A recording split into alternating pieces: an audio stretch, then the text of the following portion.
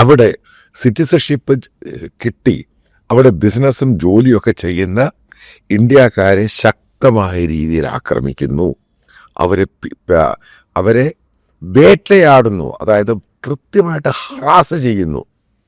ഉപദ്രവത്തിൻ്റെ വക്കിലോട്ട് എത്തിയിട്ടില്ല, പക്ഷേ അവരെ പബ്ലിക് സ്റ്റേജിലൊക്കെ വെച്ച് വളരെ മോശമായിട്ട്, അപ്പം അവർ ജോലി ചെയ്യുന്ന സ്ഥലങ്ങളിലാണെങ്കിലും ഇന്ത്യക്കാരെ കാണുവാണെങ്കിൽ, പ്രത്യേകിച്ച് റിപ്പബ്ലിക്കൻ സ്റ്റേറ്റുകൾ, ഈ ടെക്സാസ് ആണെങ്കിലും ഫ്ലോറിഡയിലാണെങ്കിലും ഇന്ത്യക്കാരോട് പറയുകയാണ്, നിങ്ങൾ ഇവിടെ നിൽക്കേണ്ട, ഇത് നിങ്ങളുടെ രാജ്യമല്ല, ഇത് ക്രിസ്ത്യൻ ഫൗണ്ടേഷനിലുണ്ടായ രാജ്യമാണ്, ക്രിസ്ത്യൻ രാജ്യമാണ്, നിങ്ങൾക്ക് തിരിച്ചു പോകാം. അതേപോലെ തന്നെ ടെക്സാസുമായി ബന്ധപ്പെട്ട് അദ്ദേഹം പറയുന്നത്, അവിടെയുള്ള ഹനുമാൻ വലിയൊരു ബിംബമുണ്ട്, ഒരു വലിയൊരു സ്റ്റാച്ചു ഒക്കെ ഉണ്ട്.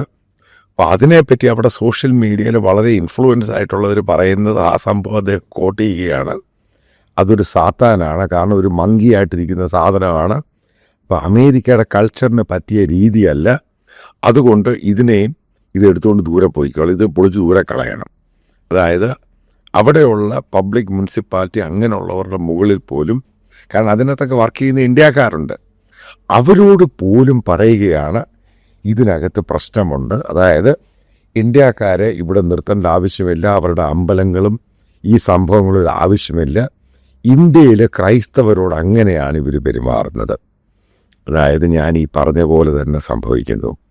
ഇന്ത്യക്കാർക്കെതിരെ, പ്രത്യേകിച്ച് ഹിന്ദു കമ്മ്യൂണിറ്റിക്കെതിരെ അമേരിക്കയിൽ വ്യാപകമായിട്ട് ഹറാസ് ചെയ്യുന്നു, അവരെ അറ്റാക്ക് ചെയ്യാൻ ശ്രമിക്കുന്നു, അവരോട് പറഞ്ഞു തിരിച്ച് ഇന്ത്യയിൽ പോകാൻ.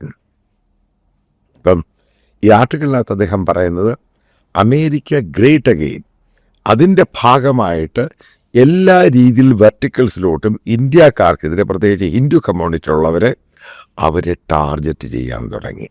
ഇത് തന്നെയാണ് ഞാൻ പല ആവർത്തി പറഞ്ഞത്. ഈ ട്രേഡ് ഡീലുമായി ബന്ധപ്പെട്ടൊക്കെ ഇനിഷ്യലി അവിടെയുള്ള ഇന്ത്യക്കാർ, അദ്ദേഹത്തിൻ്റെ ലേഖനത്തിൽ പറയുന്നതാണ്, അതായത് ഇന്ത്യയുടെ ഡൊമസ്റ്റിക് ആവശ്യങ്ങളെ മുൻനിർത്തി അമേരിക്കയുമായിട്ട് കോംപ്രമൈസ് ചെയ്യണ്ട എന്നൊക്കെ പറഞ്ഞ പല ഹിന്ദു സംഘടനകൾ. മനസ്സിലാക്കുക, ഇന്ത്യ ഫൗണ്ടേഷനുണ്ട്, ഇന്ത്യ ഹിന്ദു ഓർഗനൈസേഷനുണ്ട്, ഇതൊക്കെ വളരെ ആക്റ്റീവാണ് അമേരിക്കയിൽ. അപ്പോൾ അവരുമായിട്ടൊക്കെ ഇൻട്രാക്ട് ചെയ്തിട്ട് തന്നെയാണ് അദ്ദേഹം പറയുന്നത്, പഴയ അമേരിക്ക അല്ല ഇപ്പോഴത്തെ അമേരിക്ക. അതായത് ഇന്ത്യയിലുള്ള ക്രൈസ്തവരെ അറ്റാക്ക് ചെയ്തവർ മുഴുവനും കാണുന്നുണ്ട്, അതിൻ്റെ റിഫ്ലക്ഷനും പ്രതിഫലനും സെറ്റ്ബാക്കും ബാക്ക്ലാഷും അവിടെയുള്ള ഹിന്ദുക്കൾ അനുഭവിക്കാൻ തുടങ്ങി. ഇത് തന്നെയാണ് കേരളത്തിലുള്ള പല ആവർത്തി പല വീഡിയോയിലും ഞാൻ തന്നെ പറഞ്ഞത്.